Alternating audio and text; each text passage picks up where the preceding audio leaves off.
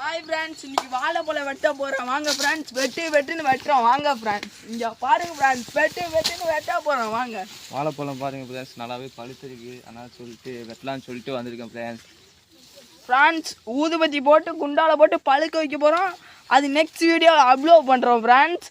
இப்போ பாருங்க ஃப்ரெண்ட்ஸ், அண்ணன் வாழைப்பழத்தை வெட்ட ஆரம்பிச்சிட்டார் ஃப்ரெண்ட்ஸ். அண்ணனுக்கு எசவே கிடைக்கல ஃப்ரெண்ட்ஸ், அதனால் வெட்டிட்டார் ஃப்ரெண்ட்ஸ். ஒரே வெட்டில் பாருங்க ஃப்ரெண்ட்ஸ் எப்படி இருக்குன்னு பழம் பாருங்க ஃப்ரெண்ட்ஸ். ரஸ்தாலி பழம் ஃப்ரெண்ட்ஸ், எப்படி பாருங்க ஃப்ரெண்ட்ஸ். இப்போ தான் ஃப்ரெண்ட்ஸ் ஒரு பழம் இருந்துச்சு, அதை பிச்சு சாப்பிட்டோம் ஃப்ரெண்ட்ஸ். வீடியோவில் காமிக்கிறோம் ஃப்ரெண்ட்ஸ் எப்படி இருக்குன்னு.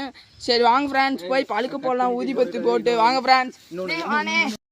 பார்த்தீங்கன்னா எதுக்குன்னா வாழை மரத்தில் வாழைத்தாள் மட்டும் வெட்டிட்டிங்கன்னா பார்த்தீங்கன்னா ஃப்ரெண்ட்ஸ், ஏன்னா புடக்கத்தை அப்போ தான் தாயோட அரவணைப்பில் சீக்கிரமாக வளரும். அப்போ தான் டக்குன்னு தாது போடும் ஃப்ரெண்ட்ஸ்.